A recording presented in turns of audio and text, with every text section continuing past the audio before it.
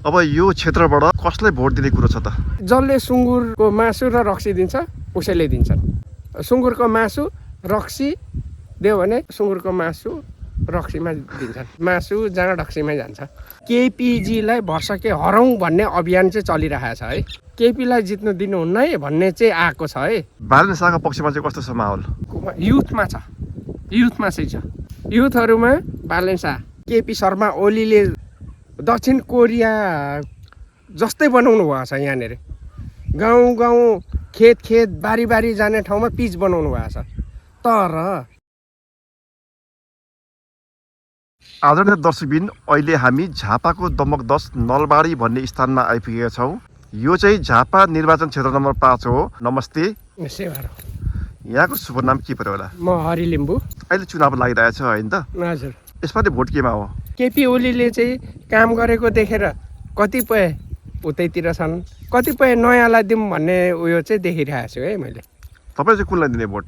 वर्षकै नयाँहरूलाई, योभन्दा अगाडि त पुरानोहरूलाई धेरै दिइसकियो। जस्तै यो क्षेत्रमा केपी शर्मा ओलीले जित्नु भएको थियो होइन त? हजुर हजुर। उहाँले विकास कस्तो गर्नुभएको थियो त? विकास चाहिँ राम्रो गर्नुभयो। उहाँहरूले विकास गर्नुभयो, तर हाम्रो यहाँनिर प्रत्येक 2-2 किलोमिटर 3-3 किलोमिटरमा पुल चाहिन्थ्यो। तर त्यो हाल्नुभन्दा पनि तुइनको ठाउँमा झुलुङ्गे पुल हाल्नु पर्थ्यो, मेरो सोचाइ है। एमालेलाई पनि भोट दिइन्थ्यो होला, तर नयाँ नेतृत्वलाई दिएनन्। पुरानै नेतृत्व भएपछि अलिकति जनतामा उयो भएको छ। प्लस म पनि अलिकति, किनभने योगेश भट्टराई, हाम्रो ईश्वर पोखरेल, त्यस्ता एमालेका वरिष्ठ मान्छेहरूलाई पनि अहिले फालिएको न्युजहरू देख्दाखेरि चाहिँ अब आउँदाखेरि चाहिँ यहाँनिर केपीजीलाई भर्सके हराउँ भन्ने अभियान चाहिँ चलिरहेको छ है। अनि यो क्षेत्रमा केपी शर्मा ओलीले त राम्रै विकास गर्नुभएको छ होइन र? विकासको लागि त गर्नुभएको। उहाँले यहाँ टोल टोल गाउँ गाउँमा रोड बाई रोड, पुल बाई पुल। तर तपाईँको यहाँदेखि दक्षिण लाग्यो भने 5-6वटा पक्की पुलहरू हाल्नु भएको छ होइन। यही 5-6वटाको ठाउँमा 6वटा जति होला, 6वटामा 2टा हालेको भएदेखि यहाँको समस्या समाधान हुन्थ्यो। अनि अरू चाँडा पुलको ठाउँमा त्यो तुइन चढ्ने ठाउँमा चाहिँ झोलुङ्गे पुल हालिदिएको भएदेखि अति उत्तम हुन्थ्यो जस्तो लाग्छ है मलाई चाहिँ। अनि उहाँले विकास गरिराख्नु भएको छ होइन, उहाँलाई चाहिँ किन भोट नदिने? अनि यस्तो हुन्छ, विकास भनेको सारा जनतालाई हेरुन्, घर परिवार मात्रै होइन, छरछिमेकी पनि राम्ररी बाँचुन्, गरी खाउन् भन्ने पनि हुनुपर्छ। अधिराज्यभर केपी शर्मा ओलीले जिम्मा लिँदाखेरि त्यतिखेर त्यो चाहिँ बुझ्नु पर्थ्यो। त्यो चाहिँ कमी कमजोरी भयो जस्तो लाग्छ मलाई। भनेपछि समग्र राष्ट्रको विकासको लागि चाहिँ तपाईँ अहिले चेन्ज गर्दै हुनुहुन्छ? हो, त्यो चाहिँ हो। आफू मात्रै गरी खाउँ होइन, समस्या कहाँ छ यताकोलाई अलिकति थाँती राखेर उताकोलाई भरिपूर्ति गर्दै। केपी शर्मा ओलीले त दक्षिण कोरिया जस्तै बनाउनु भएको छ। यहाँनिर गाउँ गाउँ खेत खेत बारी बारी जाने ठाउँमा पिच बनाउनु भएको छ। तर त्यो त्यति धेरै आवश्यकता छैन। हाम्रो यो टावर छ नि, के भ्यू टावर, अहिलेसम्म चलेको छैन। चलेको भएदेखि म पनि उहाँकै समर्थनमा हुन्थ्यो होला, तर त्यो चलेको छैन क्या। अनि त्यो नचल्दाखेरि राज्य कोषमा करोडौँ रुपियाँ चाहिँ त्यत्तिकै कुहेर गयो।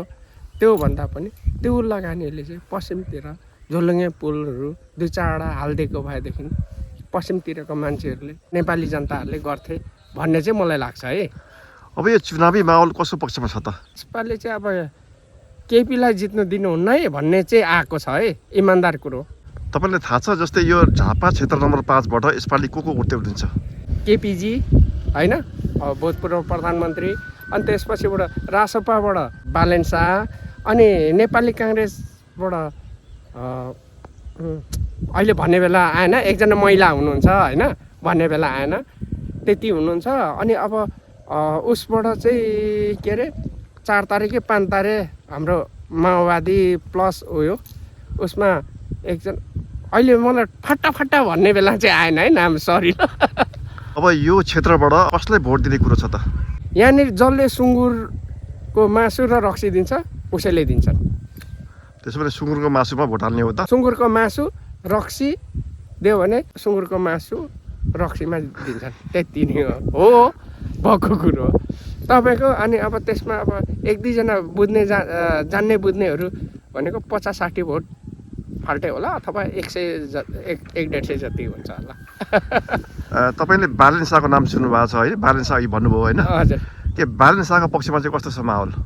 बालेन शाहको युथमा छ, युथमा चाहिँ छ, युथहरूमा बालेन शाह छ। तर बालेन शाहको नेतृत्वको मान्छे यहाँ कोही पनि अहिलेसम्म समावेश छैनन् होइन। समावेश भयो भने करिब युथहरूमा त्यहीँ जान्छ। बुढापाका भनेको मासु जाँड ढक्सीमै जान्छ। जस्तै हर्क साम्पाङ नेतृत्वको श्रम संस्कृति पार्टीका समीर तामाङ पनि उठ्नु भएको छ, तपाईँलाई यो जानकारी छ? त्यो थाहा छ। तर के चाहिँ भनेदेखि जस्तै हर्क साम्पाङले धरानमा जति माहौल तताउनु भएको थियो नि, त्यो चाहिँ आजभन्दा 3-4 महिना अगाडिदेखि यहाँ तताउनु पर्थ्यो होइन। तर त्यो नतातेको कारणले उहाँको चाहिँ होइन सम्भव छैन। होइन, हर्क साम्पाङ त आउनुभएको थियो नि पहिले, यहाँ दमकमा आउनुभएको थियो नि त? आउनु भएको थियो, तर उहाँ ठाउँमा मात्रै आउनुभयो। उहाँ श्रम संस्कृति पार्टीको नेतृत्व गर्ने मान्छे चाहिँ अलिक सक्रिय हुनु भएन कि जस्तो लाग्छ मलाई। उहाँको पार्टी चाहिँ कस्तो लाग्छ तपाईँलाई? मलाई त राम्रो लाग्छ। श्रम संस्कृति पार्टी भनेको म पनि सपोर्टर मान्छे हो, तर उहाँको म एउटा कुरो भन्छु है होइन, उहाँको चाहिँ अलिक छुच्चो बोल्ने बानी त्यो चाहिँ अलिकति कम गरिदिएदेखि त्यो राम्रो हुन्थ्यो। नयाँदेखि उहाँको समर्थनमा हामी धेरै छौँ। जस्तै राष्ट्रिय स्वतन्त्र पार्टीका बालेन शाह चाहिँ तपाईँलाई कस्तो लाग्छ? बालेन शाह भनेको मुटु कलेजो नदेखिने मान्छे हो, बाहिर फेस देख्ने, मुटु कलेजो नदेखिएको मान्छे हो। अब उहाँले अब के गर्नुहुन्छ त्यो बुझ्न सकिँदैन। हर्क साम्पाङ भनेको मुटु कलेजो सबै देखिने मान्छे हो। जस्तै योभन्दा अगाडि केपी शर्मा ओलीले यो क्षेत्रमा जति विकास गर्नुभएको छ, जस्तै बालेन शाह निर्वाचित हुनु भने उहाँले विकास गर्नु होला त? यो क्षेत्र नम्बर 5मा अब विकास गर्नु केही पनि छैन। विकास पुगिसकेको छ, तर जनता चाहिँ सक्षम हुनु अझै बाँकी छ। जनतालाई सक्षम गराइदियो भने भइगयो विकास। यहाँको लागि पानी छैन कि, बिजुली छैन कि, गल्ली गल्लीमा रोड छैन कि होइन। तर बालेन शाह आउनुभयो भनेदेखि यहाँ हुनु चाहिँ अलिकति काठमाडौँको जस्तै सडकहरू मिचिएको छ, रोडहरू मिचिएको छ, त्यस्ता कुरोहरूमा चाहिँ अब त्यो गरिहाल्नुहुन्छ। तर मेरो भनाइ चाहिँ केपीजी भन्दा पनि बालेनजी आउनु भए अझै राम्रो चाहिँ हुन्थ्यो। अब हामी अन्त्यमा छौँ, अन्त्यमा के भन्न चाहनुहुन्छ?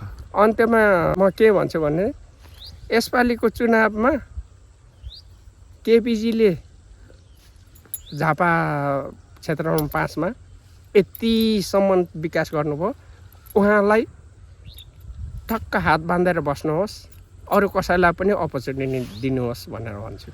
समय दिनुभयो, धेरै धेरै धन्यवाद।